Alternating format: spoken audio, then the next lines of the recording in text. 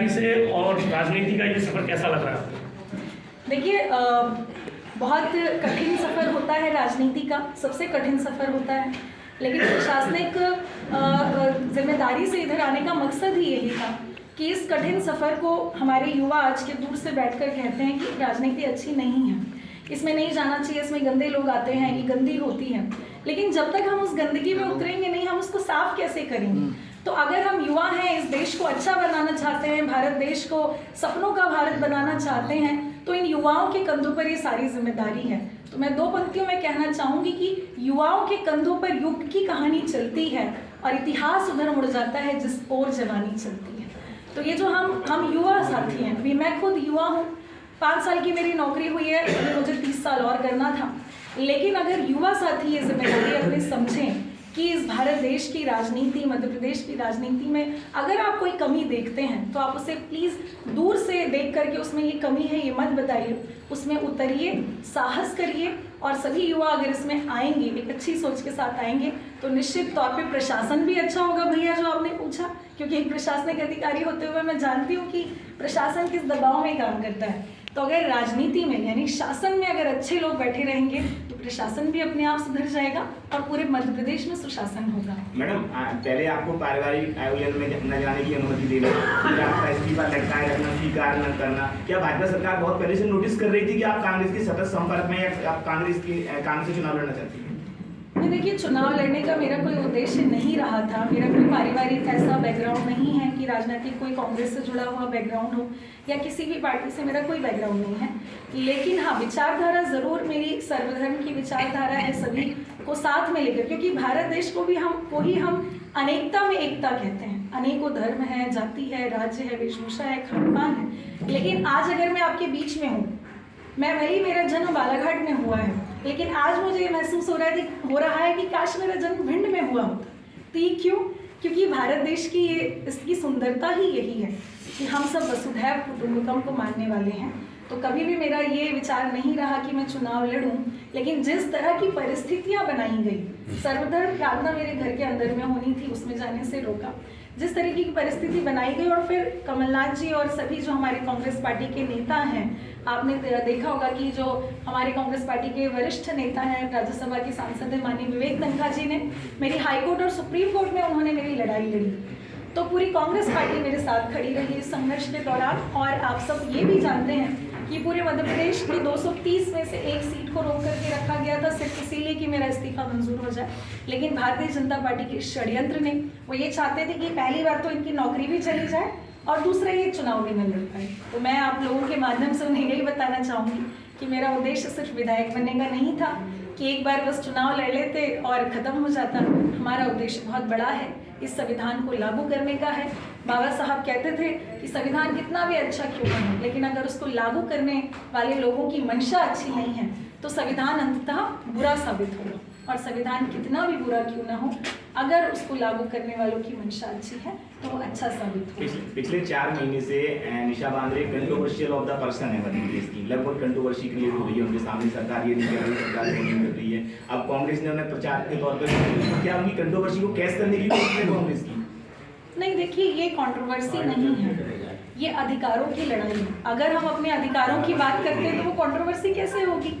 हमें भारतीय संविधान ने धार्मिक स्वतंत्रता का अधिकार दिया है, हमें जीने का अधिकार दिया है। नौकरी करना नहीं करना ये किसी का व्यक्तिगत निर्णय होता है, इसमें आप दबाव नहीं बना सकते। तो ये कोई कंट्रोवर्सी नहीं है, ये हमारे अधिकारों की लड़ाई है। और इस अधिकार की लड़ाई में चूंकि कांग्रेस पार्टी साथ खड़ी है, इसीलिए कांग्रेस पार्टी जो है वो मुझसे प्रचार करवाना चाहती है। और कांग्रेस मेरा परिवार है। मैडम, भाजपा से आपको धमकियाँ भी मिल रही होंगी क्योंकि आप जिस तरीके से कांग्रेस में शामिल हुई हैं उसके बाद से? बिल्कुल, जब हमने, आपको मालूम होगा कि 335 किलोमीटर की आंवला से भोपाल तक की न्याय पद यात्रा निकाली थी। पैदल चल के मैं आंवला से भोपाल पहुंची थी। जैसे ही मैं अपने शहर से बाहर निकली, दूसरे शहर पहुंची और लोगों का जब बहुत अच्छा रिस्पांस मिला, लोगों ने स्वागत किया, लोग जो है हमारी भावनाओं के साथ जुड़े, लोग जानने लगे, तो फिर उन्होंने धमकियाँ देनी शुरू कर दी कि डंपर से कुछ ले जाओगे, गोलियाँ चल जाएगी, आपकी हत्या कर दी जाएगी।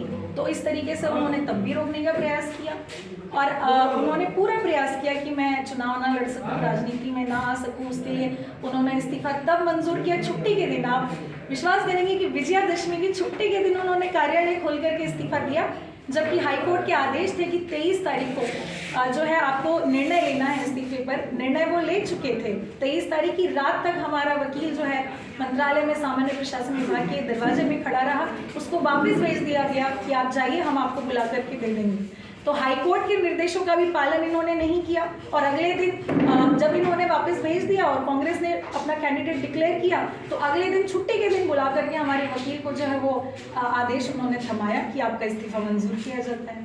तो उनका तो उद्देश्य यही था कि ये चुनाव भी ना लड़ पाए और इसकी नौकरी भी चली जाए। निशा बांगरे अपने आप को कहाँ देखती है कांग्रेस को? देखिए, मैं कांग्रेस पार्टी की सदस्य हूँ, मैं इसकी विचारधारा से जुड़ी हूँ, तो पार्टी जो भी जिम्मेदारी देगी और आप लोगों का जो भी स्नेह मिलेगा, मैं तो उसके लिए सदैव तैयार हूँ। पूरा मध्य प्रदेश, पूरा भारत देश मेरा है और जो भी मेरे लायक जो भी होगा मैं वो सब कुछ करूँगी। मैम, एक तरफ पद भी आपका चला गया और दूसरी तरफ आप चुनाव भी नहीं लड़ पा रहे, इन दोनों चीज़ों में किसी चीज़ को लेकर मलाल अभी आपके मन में? नहीं, मेरे मन में कोई मलाल नहीं। कारण उसका साफ है।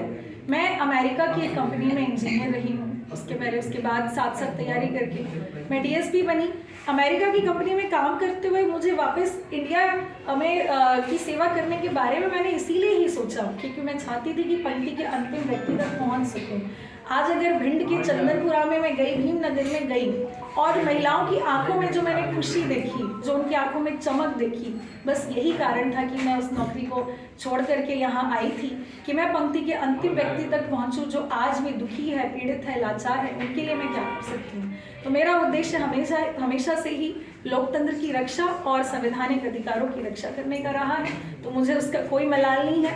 दुख होता है बस इसी बात का कि भारतीय जनता पार्टी जो अपने आप को महिलाओं को आरक्षण देने की बात कर रही है राजनीति में, लेकिन वही दूसरा चेहरा अपना करके मुझे राजनीति में से रोकने का काम कर रही है। तो ये जो दोहरा चरित्र, जो पाखंडी चेहरा भारतीय जनता पार्टी ने अपने ऊपर लगा के रखा है, बस वही उसी से दुख होता है कि वो भी हमारे भारत देश के लोग हैं, लेकिन क्यों वो महिलाओं को पीछे ढकेलने का काम कर रहे हैं। मैं उन सभी अपने भारतीय जनता पार्टी के भाई और बहन जो नहीं चाहते हैं कि पढ़े लिखे लोग आगे आएँ, उनके लिए मैं सद्बुद्धि की प्रार्थना करती हूँ। बस यही एक मलाल का कारण है और कुछ नहीं है। अम्बेडकर को आगे करके और अम्बेडकर को आगे करके और अंतिम व्यक्ति की बात करके बसपा भी इस तरह हमने बनाई थी, उसकी भी पार्टी भी बन गई। तो क्या कांग्रेस योग इसी तरह से रोल मॉडल बना रही है मध्य प्रदेश में? क्या ये तो मुझे नहीं मालूम कि कांग्रेस क्या बनाना चाह रही है, लेकिन ये ज़रूर है कि जो बसपा रही है उन्होंने बाबा साहब को और संविधान की बात की, लेकिन आज आप देख सकते हैं कि वो अपनी राह से भटक चुकी है। माननीय कांशीराम साहब ने बिल्कुल माननीय कांशीराम साहब ने खूब संघर्ष किया समाज को जगाने के लिए, एकजुट करने के लिए, लेकिन वो जिस मिशन से चले थे आज बहुजन समाज पार्टी उससे भटक चुकी है। तो मुझे अब कांग्रेस पार्टी क्या जिम्मेदारी देती है आगे, वो तो आने वाला समय जनता से बहुजन समाज पार्टी द्वारा पहले किसी और को दिया जाता है, चेंज करके कहते हैं कि पैसे के दम पर टिकट चेंज हुआ है, ऐसा? देखिए, अब वो उनका इंटरनल मैटर है और बाहर ऐसी खबरें सुनने को मिलती है जो कि गलत है और ऐसा नहीं होना चाहिए। और वही मुझे भी लगता है कि अगर हम बसपा को वोट देंगे तो भारतीय जनता पार्टी को ही जाएगा, क्योंकि अल्टीमेटली कांग्रेस को ही उससे नुकसान होगा। तो मैं सभी से यही अपील करना चाहूँगी कि आप कांग्रेस की ही सरकार बनाएं, इसीलिए कांग्रेस को ही वोट दें। बसपा सपा अन्य पार्टी में वोट डाल करके आप अपने बहुमूल्य वोट को व्यर्थ न करें। मैम, जैसा आपने कहा कि सरकार के दबाव में प्रशासनिक अधिकारियों को काम करना पड़ता है, तो क्या दबाव रहता है? क्या सरकारें, क्या सिर्फ भाजपा सरकार करती है या नहीं कांग्रेस सरकार नहीं, उस पर भी लोगों को दबाव में काम करना पड़ेगा प्रशासनिक अधिकारियों को? देखिए, पिछले 18 सालों में जो एक क्षत्रिय राज हो जाता है तो उससे जो है अधिकारियों, कर्मचारियों और आम जनता सभी को मुसीबत का सामना करना पड़ता है। तो ये जो है मध्य प्रदेश बदलाव चाहती है और बदलाव होने के बाद बहुत सारी चीज़ें बदलती भी हैं। तो जो मुख्यमंत्री जी और